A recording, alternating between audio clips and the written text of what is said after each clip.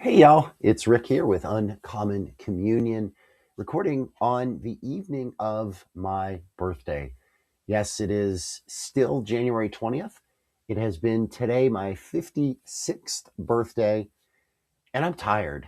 Not because I partied hard or anything like that, but because I have a cold. Been fighting one for the last few days. It suddenly kind of took a turn for the worse, and today I had to teach.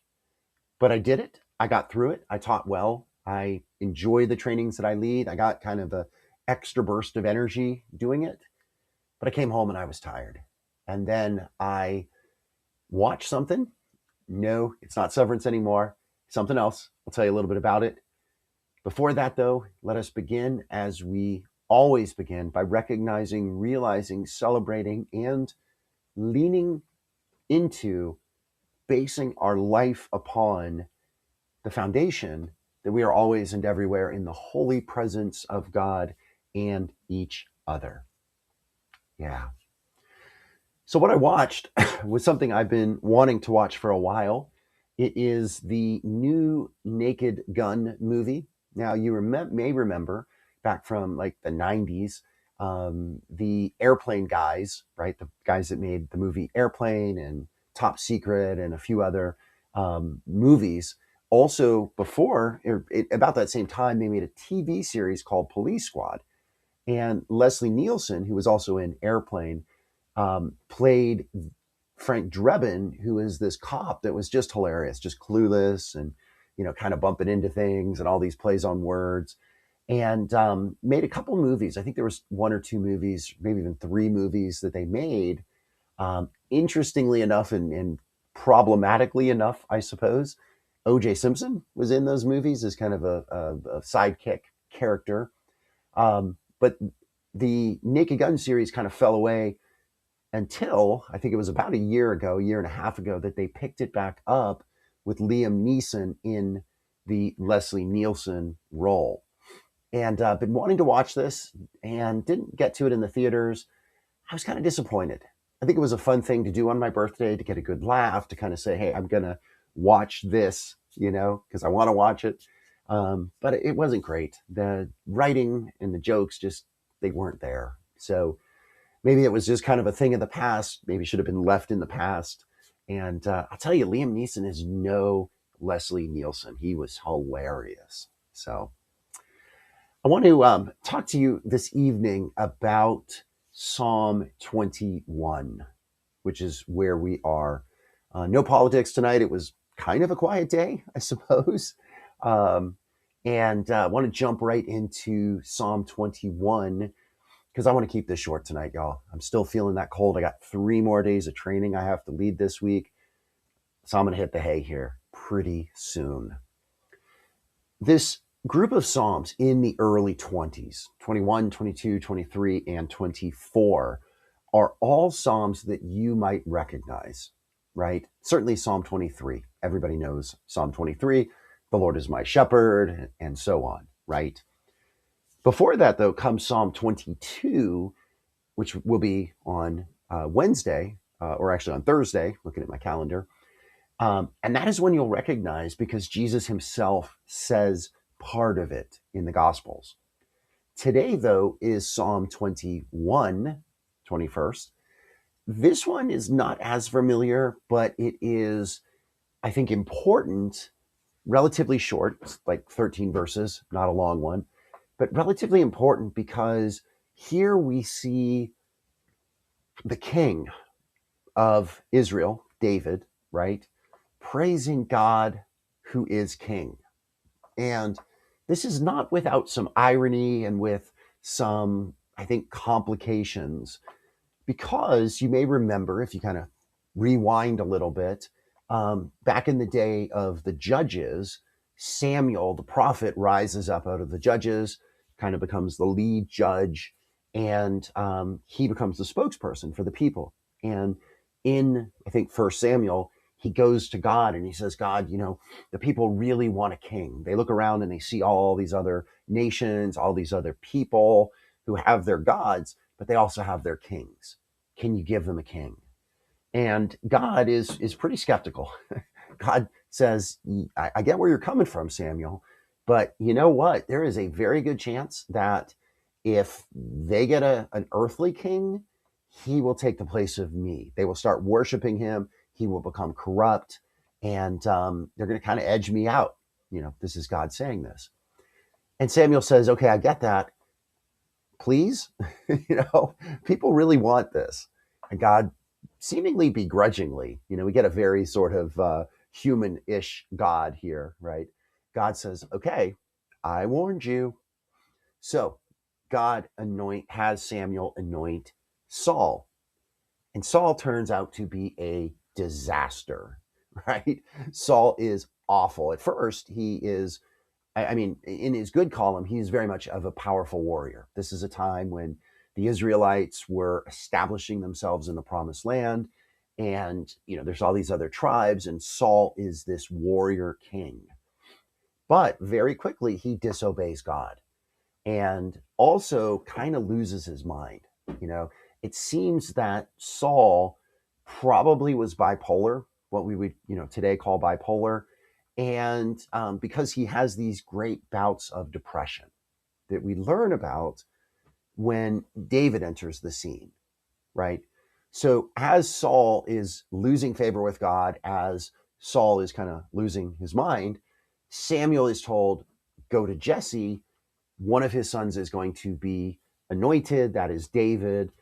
You know the rest of the story. David comes to the camp, defeats Goliath, gets known by Saul, and eventually you have this rivalry between Saul and David that ends up with Saul trying to kill David. I mean, it's drama of its highest order, right? So David then eventually, Saul is killed in battle. David eventually becomes king, and we have this new warrior king, right? Who is more complicated because David is also a poet. He's a songwriter. He plays the lyre, right?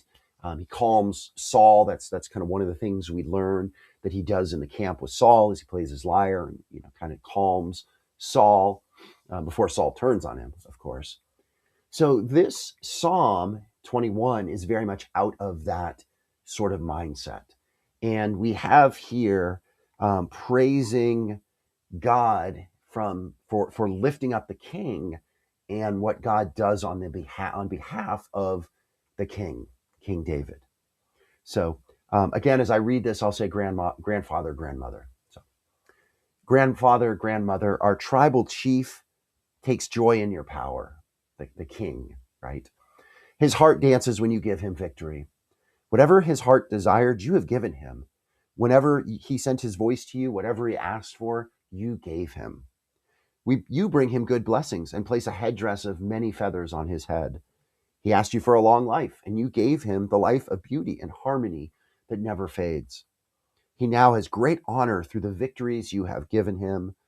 You have clothed him with the beautiful regalia of a grand chief. You have set blessings on him for all days to come. With the nearness of your face, you breathe joy into him.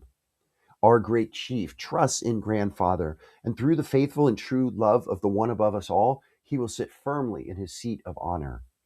Your left hand will reach out and capture all your enemies.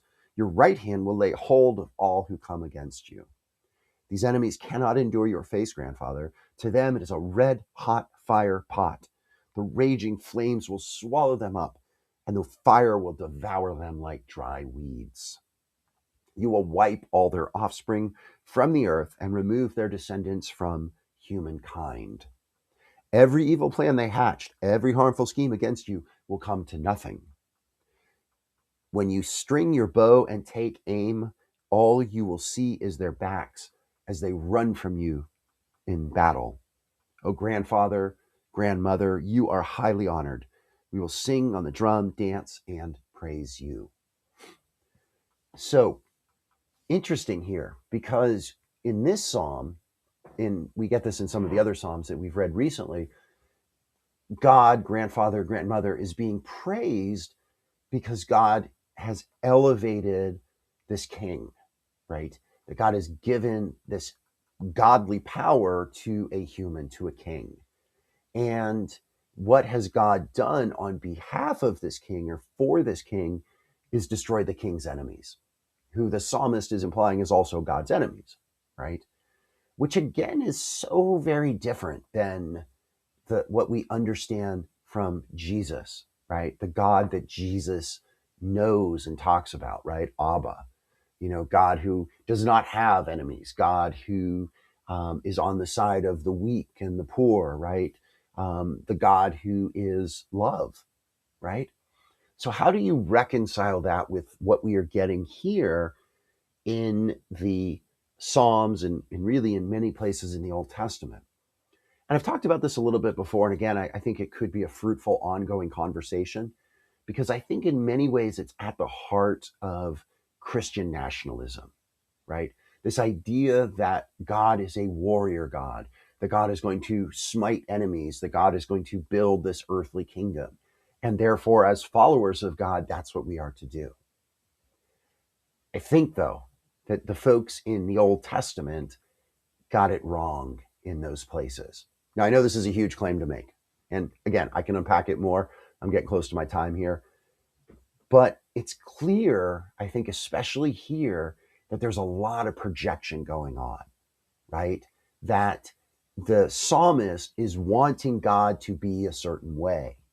Now, whether or not God is actually that way is a larger issue because we have to look at the totality of all of the scriptures and especially look at Jesus's experience of God, right? Who he called Abba, right?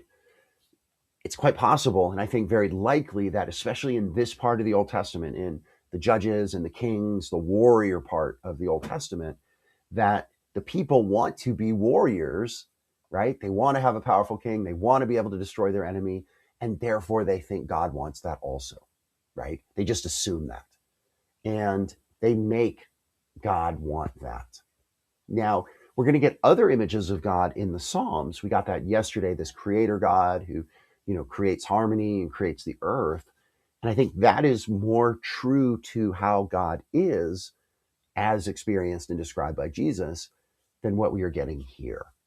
So again, y'all, as we live in this era where some people really clearly want a king, about a third of the US population seem to be perfectly okay right now with the big baby king, Donald.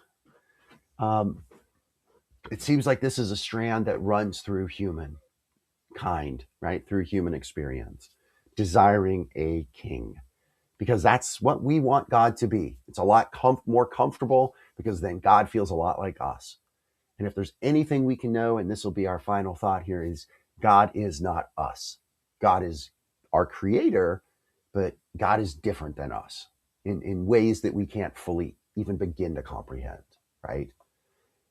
So anytime we're tempted to create God in our own image, there's a name for that. That's called idolatry. And that's, again, something that we will certainly talk about more because there's a lot of that going around. A lot of that. All right, y'all. Excuse me. I'm tired. I'm talked out. Let's end with the serenity prayer. God grant us the serenity to accept the things we cannot change, the courage to change the things we can, and the wisdom to know the difference. Thy will, not ours, be done. Amen. All right, y'all. Went a little longer than I expected. I appreciate your being with me.